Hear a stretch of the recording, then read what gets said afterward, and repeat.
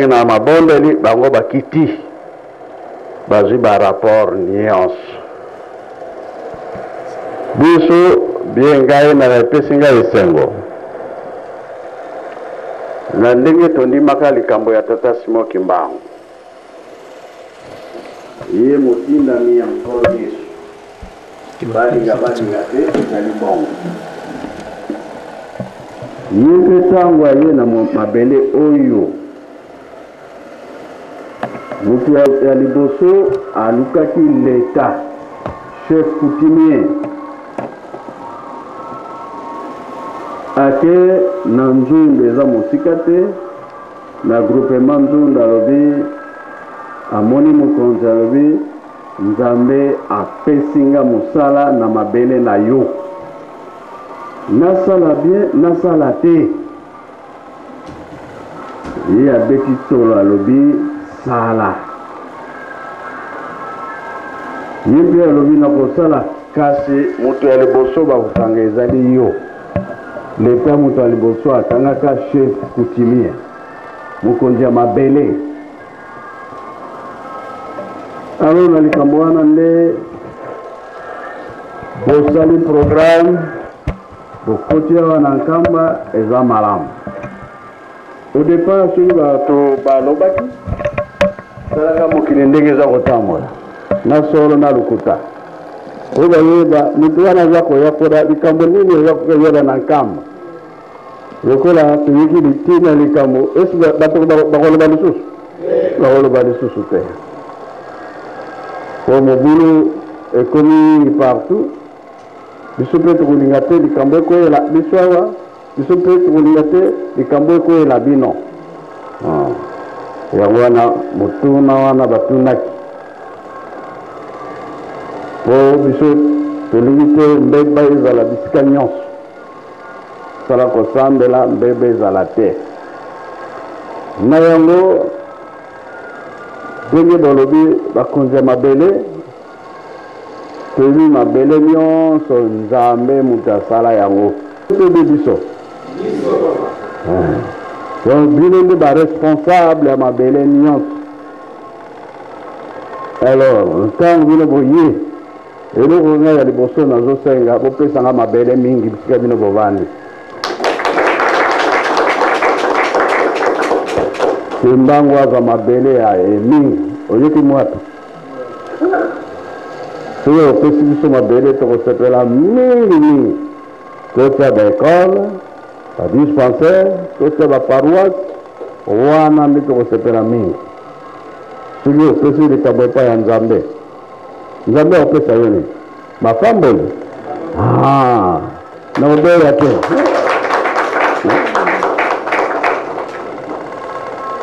pamba te balataka mingi lubula Simon Kimbangu alataka nini voilà ekole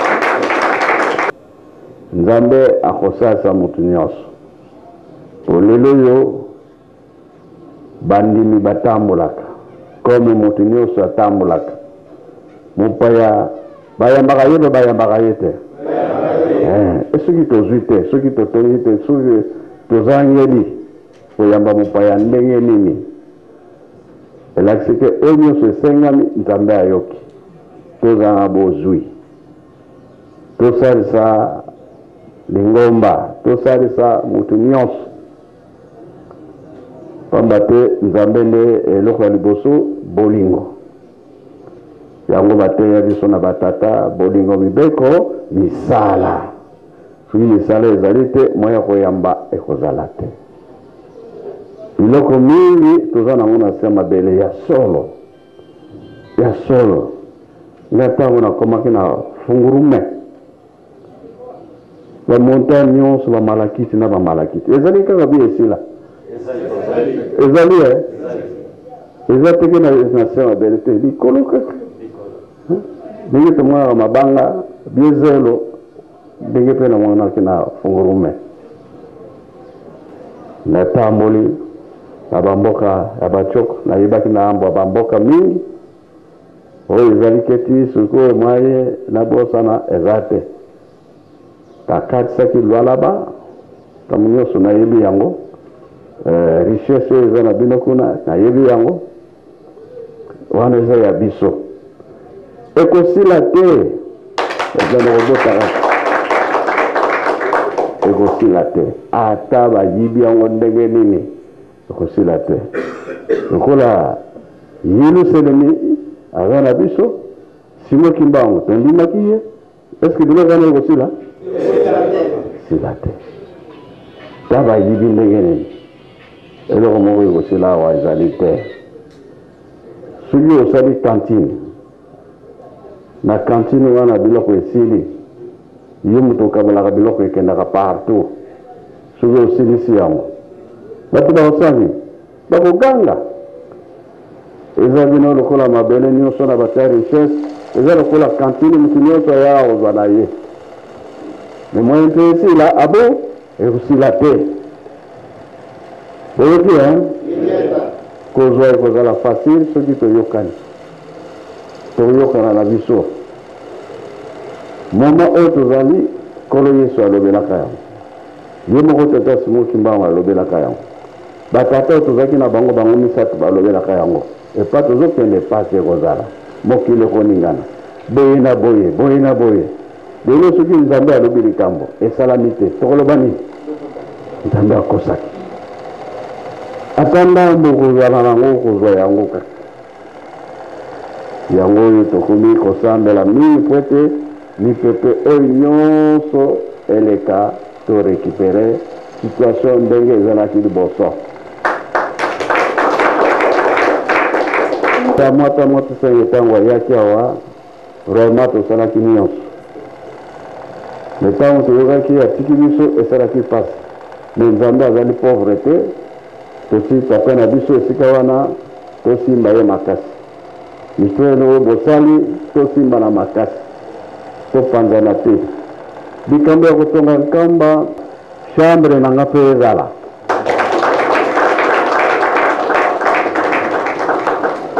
soki esi chambre na ngai na kosepela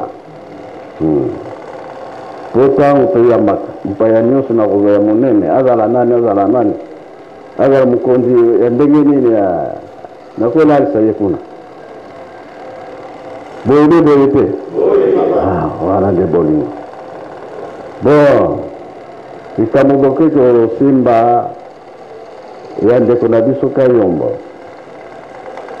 ye mpe aza ndeye na biso Kayombo kombo ya tata peut-être mais kombo na ye Simo Kimbango eza boye tosepelaki ntango ayaki asimbaki papa bien makambo nyonso ezalaki malamu me na suka nde tobonaki alingi susu kovanda mingi na nkamba te tanto une semaine na Kinshasa une semaine na nkamba bien un mois na nkamba susu tomonika me likambo oyo ndenge nini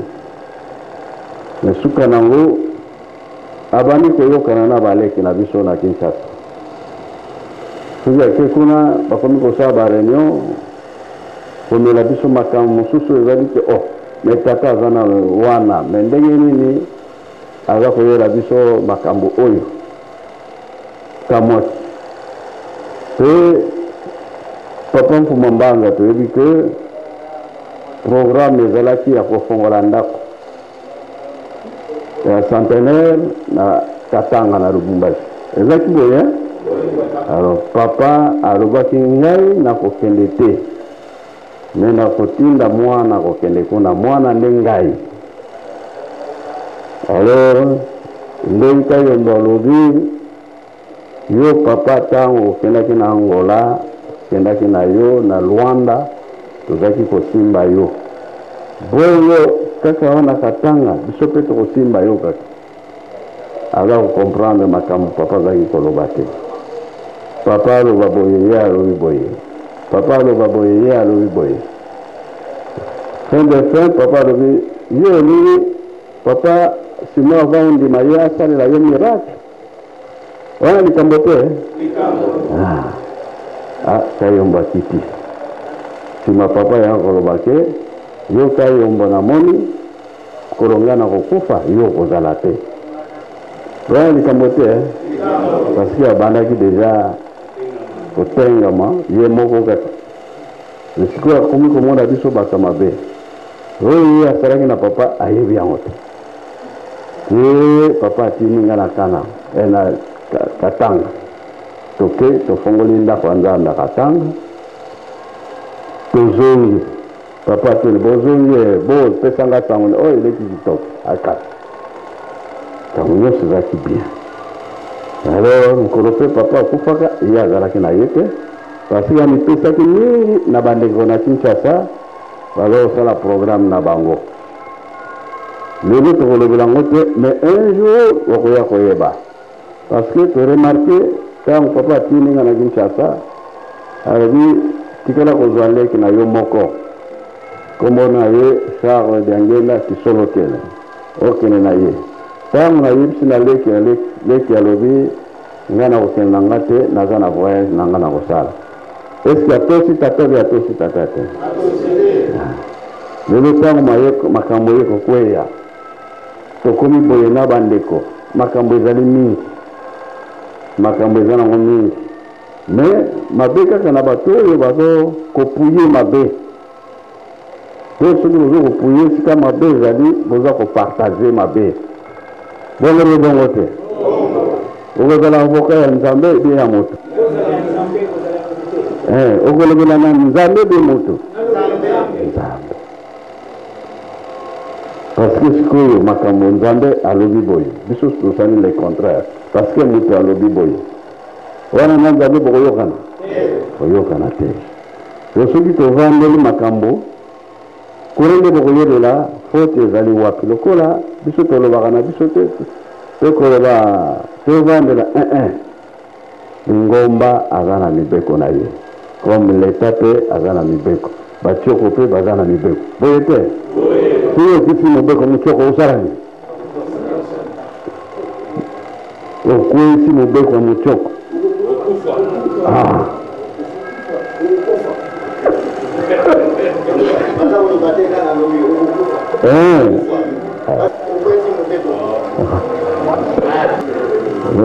elakisi ke soki biso na bandeko makambo ezali tozotala liboso lingomba ezaka na mibeko na ye aya ayebi ndenge tosalela kati na lingomba apres bazongisi bongo ye oke na yo libela zokende kolobela epai mosusu kuna mpe ozokende koloba yo oloba likambo ndenge ezali yo oza koloba lokuta eske nzambe akosepela sepela te yaka malembe lingomba kotala yo oye olandi mibeko na biso nalandi zonga na lingo bayandi yo ozongi na lingomba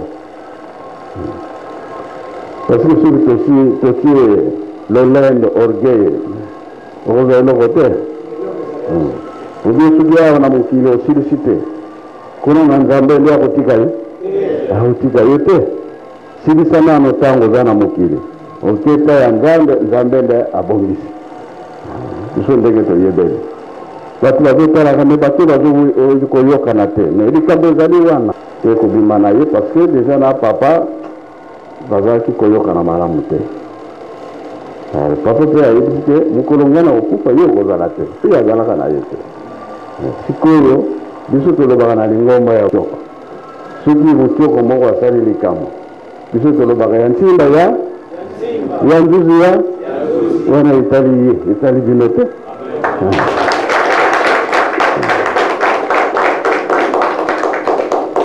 ye moto asali likambo ye na nzambe na ye moya kosangisa bato nyonso eza te wana toza te donc oyo ya ye soki bakabelaka na bato mosusu etali bango etali biso nyonso te lokola boyokani na bango ya bango me ya biso nyonso te mpona bongo mpona kowelela ntango bozali kokende tosepeli mingi topesi merci nayokaka kaka mwati senge lelo vis-à-vis tete à tete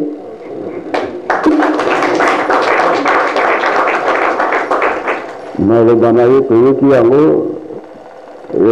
maloba mpe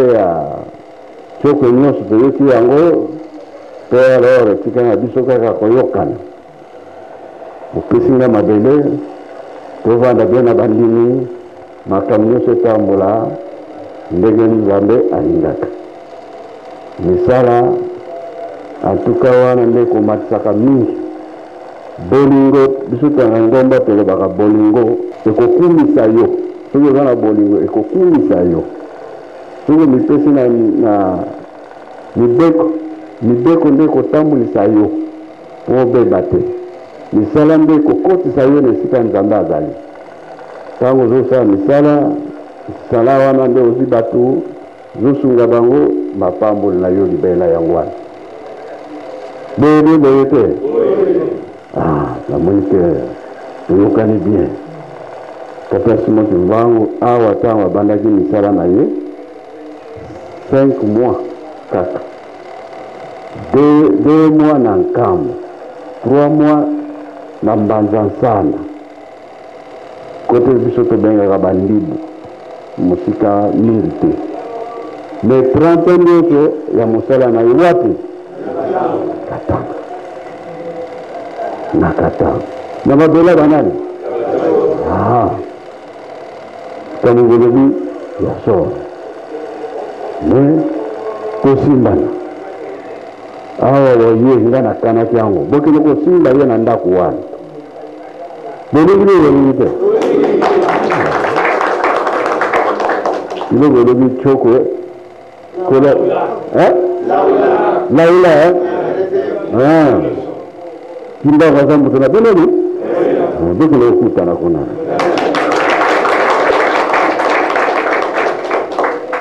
alors nayoki makambo osalaka banda kala sato ya yebisaka ngai bango mibale bazosuki misato toyebi place nini tokokimela okobeya biso esili boyoki mpo na ngai nasilisi na kombo ya Tata Mwana mpe Tata Molimo Santo amen. Papa pe alobi ndako wana esila mpo mapamboli ezala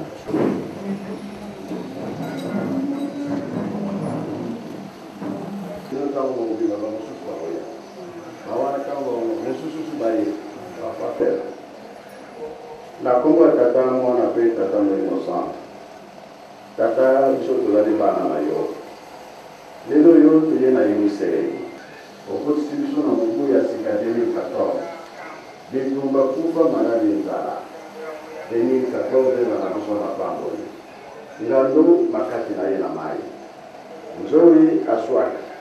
makasi ya nzoi na ndako ya lala nkolo Yesu na Tata Simon Kimbangu kokangaki likamba kobikisa lokoso mwindu monaki ete pasi ya moto mwindu emumeli ka molai bikisa biso famille toza ya kolingana ndako toza ya kolingana bamaladi elanga ezali monene basali bazali moke biso tozali kosala kati na elanga ya bino sala mabele eza na bozongi kasi biso bati tozo kozwa yango te ongisa pamba te na mabele nde tokozwa biloko tosala mosala totonga ngomba tosalisa moki nyonso ntango tokokende bapamboli tokende nango na kombo ya Tata Mwana te Tata Molimo Santo amen. Baba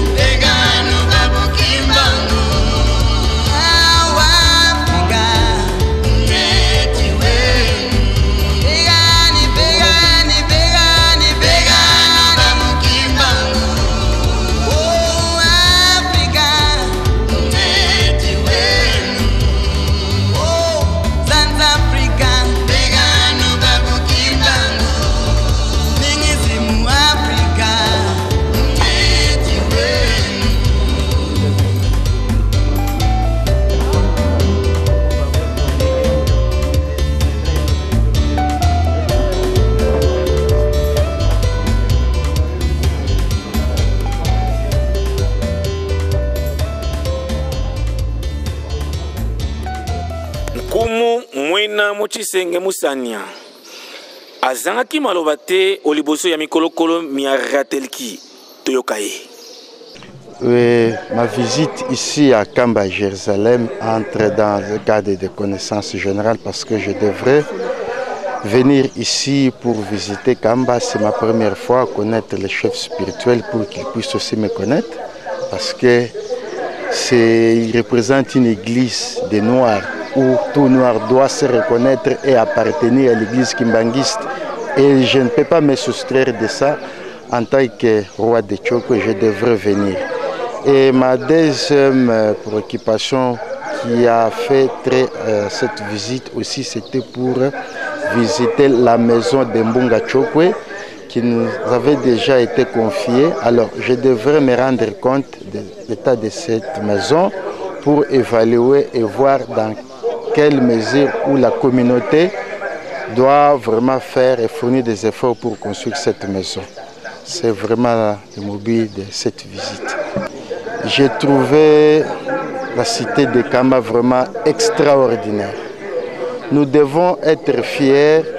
tout Congolais, tout Noir doit être fier de tout ce qui est fait à Kamba parce que si vous visitez Kamba, vous allez trouver un ordre vraiment difficile à expliquer. Il y a une construction, il y a vraiment une organisation que nous devons vraiment tous encourager et appuyer. Et je sens comment est-ce que les efforts sont en train de se conjuguer pour construire Kamba. Et nous devons vraiment aller à l'avant. C'est une grande réalisation. J'ai trouvé une construction vraiment adaptée, modernisée. Et ce qui est fait vraiment, c'est quelque chose qui doit être encouragé et appuyé. Il était vraiment favorable par rapport d'abord à mon accueil. C'est un homme vraiment intègre. Il mérite d'être appelé chef spirituel parce que j'ai lu en lui une responsabilité en tant que tel. Alors, Nabao, Bayoka, Lopoto, Tata Mokonze. Nayaki po nayebaye po ayoka kake kozakava bachoke moi Chisenge au moi Chisenge mususu yaki awa. Alors après remplacement nena le baki fallait naya nanu po asala ki mekolebele awa. Gainde na remplacer qui est. Alors, il fallait chef spirituel à Bangay, Gai Penaye Baye. Alors, et ça qui vraiment remercie moi Makasi Poko pour Asunga qui est. Deuxième raison à visite Nangai et Sali, il fallait naïa nano awa ko visiter maison wana yaba Tchoko Lunda. Ponda kwana isa ndako moko ba pesibiso awa poto tonga. Parce que ngai en tant que roi de Tchoko, pouvoir coutumier Tchoko est derrière Église kimbanguiste. Pour visionnaire et Église kimbanguiste, chef spirituel, Yemoko Simo Kimbangu, Aza Mokonzi Munene,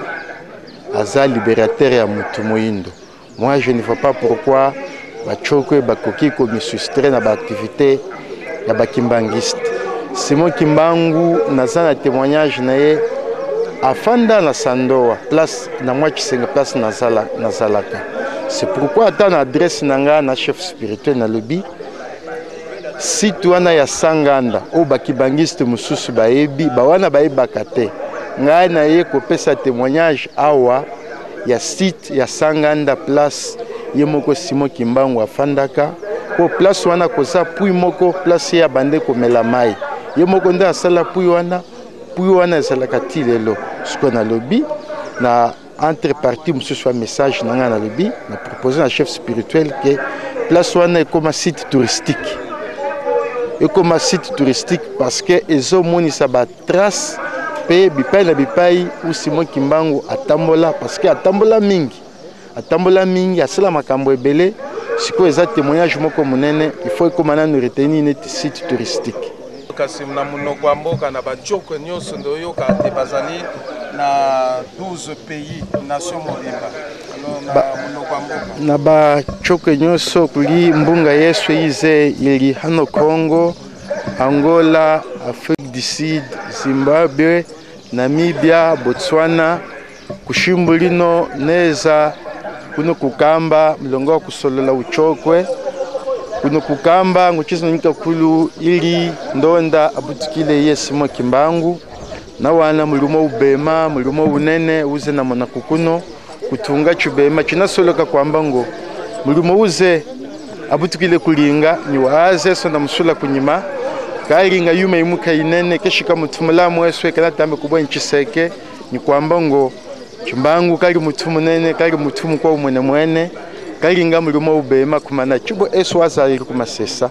kanda nuvula mayono iglise chubo nyu ushukiza kulemba kuno meuna tambe kukwasa mulonga alize zuri mbunga choko iruhweli kulutwe angali nehe na wa ulemu nisambukila nawa paske mulimo wazambi weswe mutuna tambe kusaku koko ni wasaku koko kwa kusinyana mumwe na ubeme nikusangala cheso chinene cheswe mulonga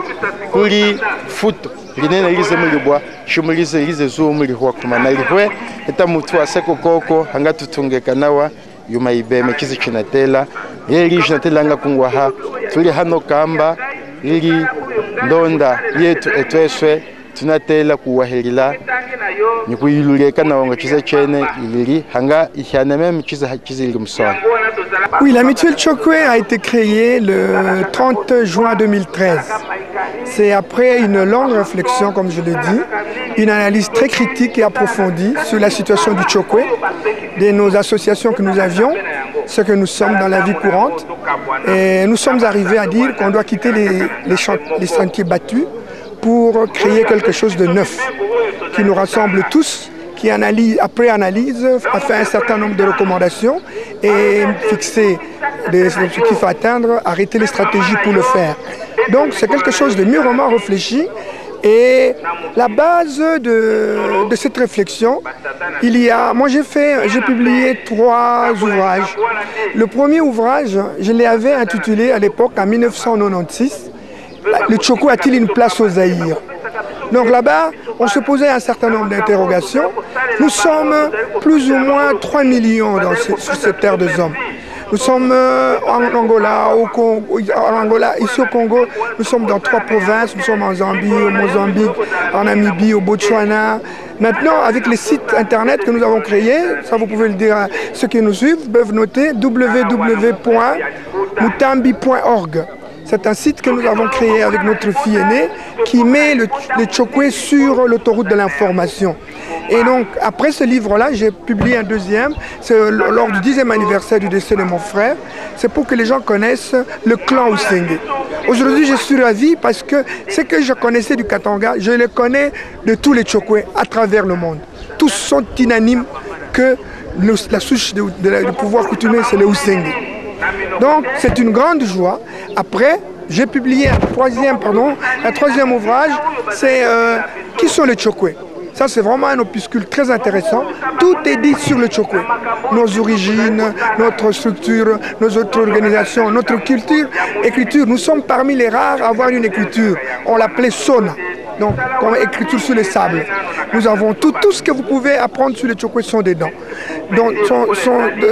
dans ce livre-là. Donc voilà plus ou moins ce que nous avions fait. Et la joie était énorme que nous soyons venus à Kamba, à la Nouvelle-Jérusalem, et que nous ayons été reçus avec honneur et toute la joie et le plaisir d'être reçus donc par le Père spirituel. Nous en sommes très ravis. Il nous a bénis, il nous a souhaité bonne chance et nous espérons que la mutuelle a vraiment de l'avenir devant elle plutôt, parce qu'on a été bénis par le roi Motsenge le jour de l'inauguration. Maintenant nous sommes bénis par le chef spirituel. Donc nous sommes très heureux, ravis. Et voilà, en quelques mots, ce que nous avons tiré de cette audience. Ça sera régulier parce qu'en quittant la salle, il m'a dit à moi, Nakoti Kayote. Donc, ça veut dire que le contact sera établi. Surtout que son frère, Zako, nous étions pendant longtemps des voisins. Il a demandé qu'on le voie. Ensemble, on va organiser les possibilités de nous voir régulièrement. Merci. Avec plaisir. Je suis très ravi pour votre interview d'abord. Je vous remercie sincèrement. Nkamba d'aujourd'hui, pourquoi? Nkamba, j'ai dit, c'est mon village natal. J'ai une concession en Nkamba. De temps en temps, personnellement, je vis en Nkamba. D'abord, en tant que la Terre Sainte, de tout les Africains, les Noirs que nous sommes. Nkamba, la concession que j'ai, mes parents sont en Kamba. Mon père, pasteur kimbanguiste. Je viens de temps en temps rendre visite à mes parents, au chef spirituel de l'église kimbanguiste, mais aussi rendre hommage à notre Dieu Simon Kimbangu, qui est notre ancêtre. La lecture de l'audience de tout à l'heure, le roi Moachi Senge, le roi de Tchokwe, de tous les Tchokwe de la RDC, de l'Angola, de la Zambie, de la Namibie, Botswana, Mozambique. C'est parce que les Tchokwe occupent une grande partie de l'Afrique australe. Ils ont un seul chef, le grand chef, qui est le roi Mwene Moachi Senge Musanya III. Il est arrivé à Kinshasa sur notre invitation. Nous l'avons invité parce que nous nous sommes réunis tous les Tchokwe en mutuelle Tchokwe. Il est venu bénir la mutuelle, il est venu répondre à notre invitation. De Kinshasa, nous nous sommes organisés de telle manière que